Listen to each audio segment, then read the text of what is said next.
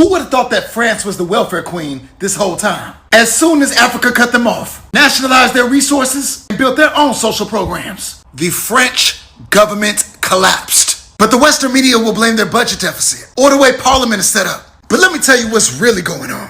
Their prime minister had proposed taking 60 billion euros from their reserves to close the budget deficit. But keep in mind that the reserves are the African gold they pillaged, and that pipeline is closing since Burkina Faso nationalized their gold and pushed them out. So when they said let's use the reserves, all hell broke loose and the prime minister was removed. Then France had an energy crisis. 70% of its electricity comes from nuclear power or uranium. Now Western media is going to tell you the price went up because of Russia's war in Ukraine. But Niger supplies 20% of all European uranium. So when Niger told Orano, a French nuclear company, to halt all production, they disrupted France's entire energy sector. Then while they will paint Africa as the place that needs foreign aid, what we have learned about the French economy is that they've been spending money like their colonies will always be there. They have been in Africa since the 1600s. All those people, all those resources that they stole. And apparently they don't know how to manage their money. So now that there is a global push to make Western economies more conservative, Western media blames France's social programs for their budget deficit. They want to use France as a test case for why their economy should be more capitalist, more corporate run,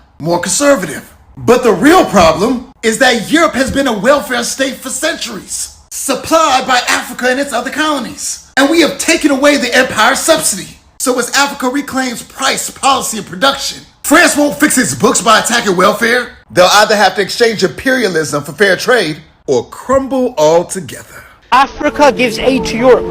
Most people don't know that. I'll prove this to you. If you look at European resources, what do we have? Do we have copper, oil, uranium, gold, right? All these things. Fruits, do we have these things?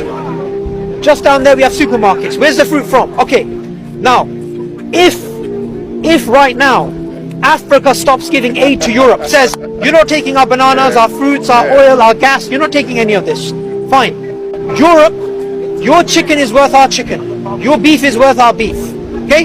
One for one like. No currencies involved. What will Europe trade on? What does the UK have? Apples? Potatoes? What do they have? Africa has the resources, and that aid is coming to the UK. That aid is coming to Europe. So the thing is... No, it's interesting. You would classify that as aid. It is aid. What else is it? I won't disagree with you in regards to all those things. I already know that, and I agree with you there. But I like the way you used it as, you put it under the banner of aid. I didn't. This is what black academics who are working on this. Part of the world came from that island. The coffee that went to Europe came from that island.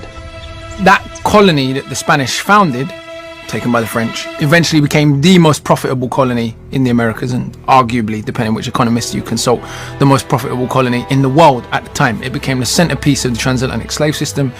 It became what gave France its supremacy over Britain in the 18th century. I mean, this island, it's impossible to overstate the economic importance of the island in the period we're talking about. It produced more profit than all of North America. Most people hear government spending and think about programs like SNAP, Social Security, Medicaid. But the biggest recipients of your tax dollars by far are corporations. And it happens through three main channels: subsidies, tax breaks, and incentives. So let's break those down. Subsidies are actual cash payments, real money the government gives directly to companies. And the oil industry is the clearest example. Oil companies made record profits last year and still received billions in federal subsidies in 2025. Why? Because the government claims it needs to stabilize energy markets. Let me translate that, because they hope you never ask. Stabilizing the market does not mean lowering prices for you. It means guaranteeing predictable profits for them. It shifts risk off oil companies and onto taxpayers, covering exploration costs, cleanup liabilities, and infrastructure upgrades they could easily afford on their own. It also keeps clean energy companies from competing because fossil fuel giants are being paid to stay dominant. So when they say stabilize the market, they don't mean consumers, they mean shareholders. Then there are tax breaks. A tax break is still public money. It's money the government chooses not to collect, which means the rest of us make up the difference. When Amazon pays $0, in federal income tax, that isn't an accident, it's a policy choice. Money the government chose not to collect. Money that could have funded schools, hospital, housing, disaster relief, but instead padded corporate profits because lobbyists wrote the rules. And finally, there are incentives, enormous public giveaways meant to persuade companies to create jobs. States hand out hundreds of millions in land, infrastructure, and tax credits. But too often, the jobs never materialize or the company packs up and leaves, and they still keep the money. These incentive deals have almost no strings attached. If a corporation takes the cash, delivers maybe a handful of positions, and then disappears, there are no consequences. The public pays, and the company walks away richer. Add it all up, corporate America received over $600 billion in subsidies and tax benefits this year, 6 times what we spent feeding hungry families. But somehow, the outrage is always directed downward. Now let's talk about Donald Trump's personal taxpayer-funded lifestyle. A single Trump weekend at Mar-a-Lago can cost taxpayers up to $3 million with Air Force One, Secret Service, and local police overtime. There are those who think that there was a transition which was smooth, but all this was planned and carefully choreographed. And it's also important to note that slavery quite never ended. What ended was the classical traditional slavery where you acknowledge that there's slavery, it is accepted as being legal, where the trade in human beings is also legitimate and the human being is commodified. But no sooner had slavery in its classical sense and slave trade in its crude sense been stopped, then it, in a manner of speaking, moved smoothly into a different model, and that model is what we call colonization. So that when the European powers are meeting in Berlin in 1885 to 1884 to 1885, they are saying, yes, we have stopped the crude things that we were doing, but we now want to go into a different phase where we are administering. So the French are administering in their newfound territories, the British are doing the same, the Italians are doing the same, the Germans are doing the same, the Italians are doing the same, the Dutch are doing the same, and all these in an attempt to continue what they were doing, to use labor in situ where they are. So that labor is no longer being exported to the Caribbean, labor is no longer being exported to Europe, labor is no longer being exported to the United States. Now you are being dominated where you are. If you are in a territory that is now called Kenya or the Democratic Republic of Congo then, or in Southwest Africa, in Namibia or in Rhodesia, we are no longer taking you to work in our farms. You are now working our farms. Yeah, my good people, let's try to discuss something here. I hope that today the world is watching all that's happening across Africa and all that's happening across France, across Europe. We are watching how things are doing, how things are happening, and there are some people who are asking questions. Why do these things happening at this time in a different way that we don't understand? Because all that is happening today is something that many people never expected that maybe it will come to happen. Because we never saw, for many years, people never experienced this, the eruption in the countries of France, in Europe, people going on the street each and every day, and with their demands that maybe many of them, they don't want their leader, they don't want a lot of things from their governments. And all this started some years back in Africa, whereby in West Africa there are some countries which decided that at this time we no longer want the association of any foreign influence, because these people have been here for so long. They have never bring us anything good. They have never bring us any revolution or anything that we can say that this is new, that maybe it is going to help our African continent. It is going to help us as Africans or the black people across the world, because even even the people who are in Africa, they are suffering in the hands of the foreigners. When you go to the people who are in diaspora, they are still suffering the same as the people who are in Africa. So the people who colonized us, they are still having that control over us. They still have that dominance. They still control people from Africa, and they still control the people who are in diaspora. So it is like we are never we are not free. We have never been free, because when you ask me about the freedom of Africa, I will tell you today that we are still under colonization. We are still under colonization, because what I can say is that these people never left Africa, but they just evolved. They just changed the way of colonization. But still, we are having them. They are like we owe them. So everything that we have to do in Africa, they must be concerned. As long as their dominance in African resources, they must be concerned. But when it comes to the problems that affect the Africans themselves or the black people, they are not concerned. So this means clearly that they are not here for us, and they have never been here for us, but they have been here always, all that long, because of all that we are having today. We must never forget that the colonial power has not left us.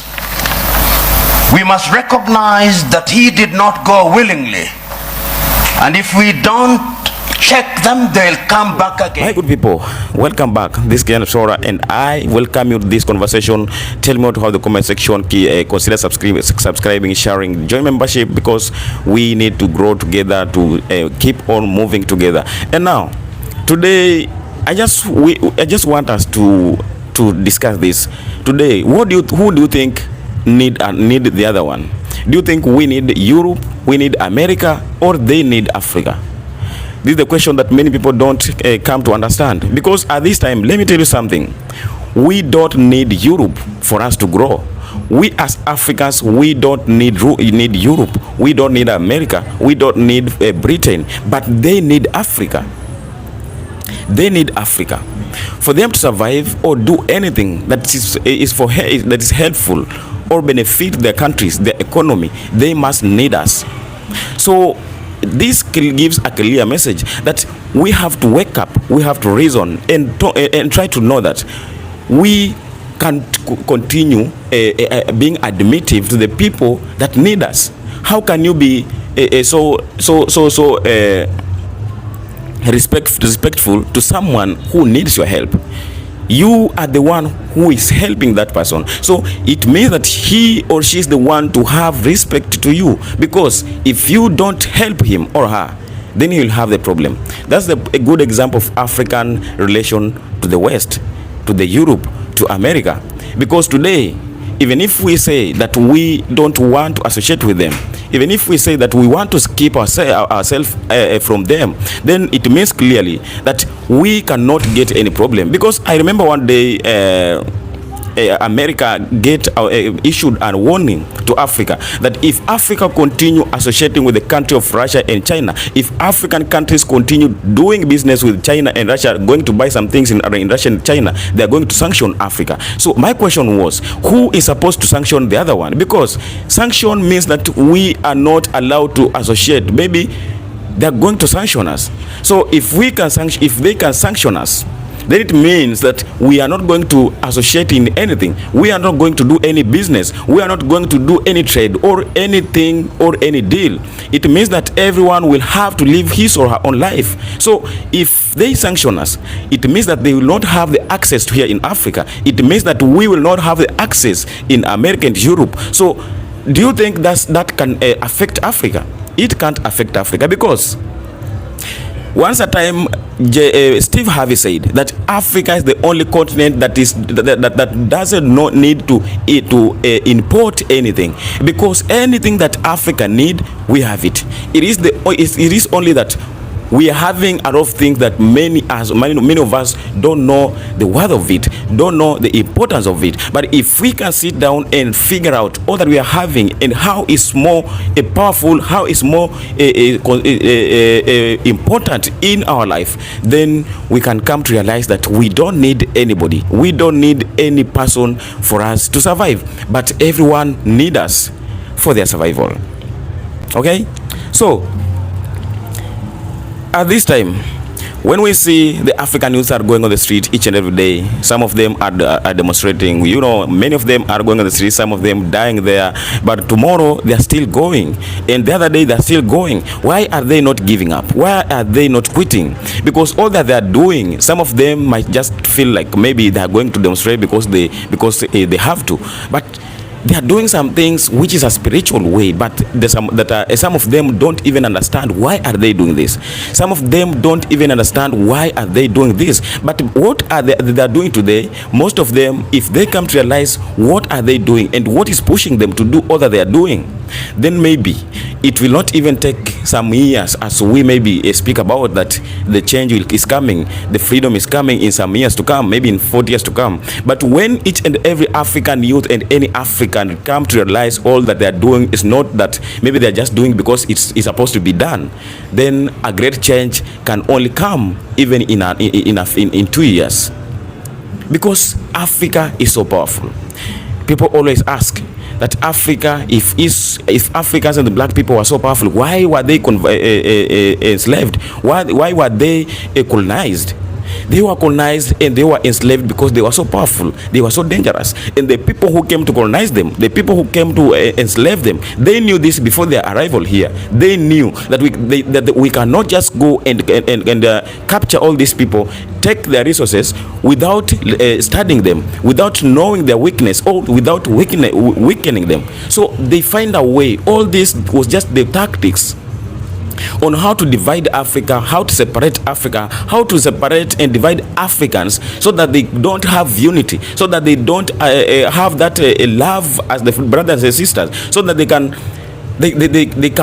keep away from each other so that they can be weak. Because during the time of slavery, the people who were taken out of Africa are the people who never returned, are the people who left their own power here, who left everything they had here.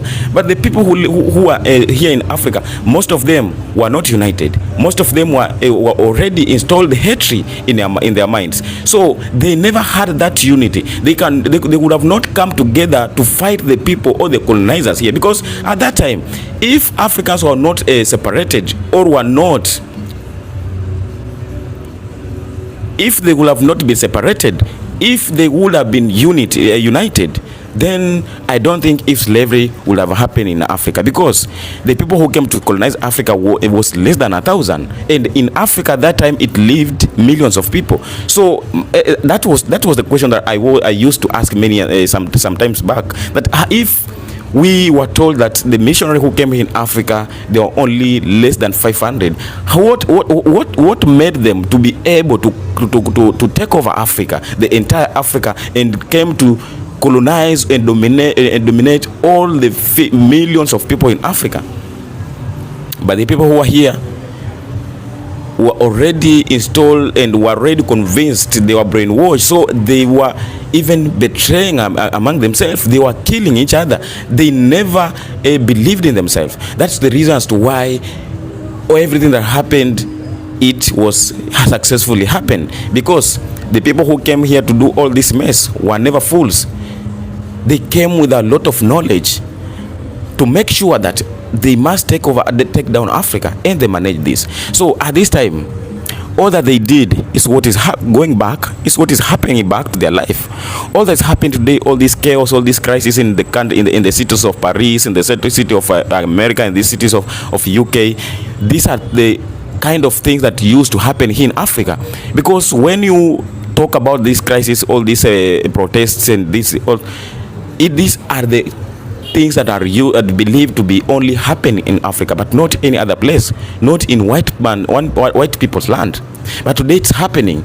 It is happening, and they have nothing to do with it. They have nothing to do to prevent it, because all they did to the people, all they did to the innocent souls during slavery, all the people who they slaughtered, who they killed, who they raped, I think this is what is following them today. It is like a curse that today is pushing them, so that they find themselves in a position whereby they cannot save themselves. They have every powerful weapon, but this cannot help them. They cannot help them anymore. So today, all I'm trying to say is that Today, we as Africans and the black people in general, we have to know one thing, that no matter how we are being treated, but we have to know one thing, that we don't need any person or anybody for us to survive. We don't need anyone in our life, in our countries, in our continent for us to be strong, for us to be powerful, because we are already made powerful, and our continent itself was created and blessed the first day. That's why you are watching people are coming to fight over it. America need it. Europe need it. So they have turned the African continent just like a battlefield. Everyone is dreaming on how to capture it, how to control it, because they are not only, they're just fighting on how to take everything that is in the soil that we are sitting on top of it. So it's the time that we have to realize what we are having, how treasure it is. Because if Africa would have not have something good, something most important, then I don't think if we would have been having all these people, all these crises that people are coming to cause here. Because everything that today is happening in Africa in the name of war and the peace instability and all these political issues, it is all being created for some people, because through this they are getting and benefiting, they are getting access to whatever they want. Through this crisis and chaos, it is making them to get what they want. Because when we fight, when we keep on fighting, we keep on quarreling every day, it means that we are not united. We cannot solve our own problem. We cannot come together to discuss our issues. And through this, they're coming through it, they're sneaking, and they're coming, continue looting, taking everything they want. Because that is their main agenda. Their main agenda was the split of Africa, divide Africa, so that they can come and conquer. So through the divide, they conquer. Through our fights, they benefit. So it is the time we as the people of Africa, the people of color, to realize what is happening, to know all that it was created here, and make sure that we undo everything that was done by the people who never had the interest and the good vision towards African continent. At this time, we don't need them, but they need us in high cost. That's why they are ready to do anything to make sure that they control Africa. Today we have seen their economy are trembling, they are shaking, they have nothing to do, because they have lost the dominance, they have lost the control over African continent. That's what it has made them to be who they are today. So I don't think I'll take much of your time. Kindly leave a comment. If you're new here, consider subscribing, join membership, so that we can move together, we can discuss all that's happening affecting our African continent, because we have to do this, as we believe that this is the only place we call a home, and no another place. So until next time I come here and do something else concerning Africa. May you be blessed wherever you're watching from. I love you and appreciate your support. May you be blessed and keep out.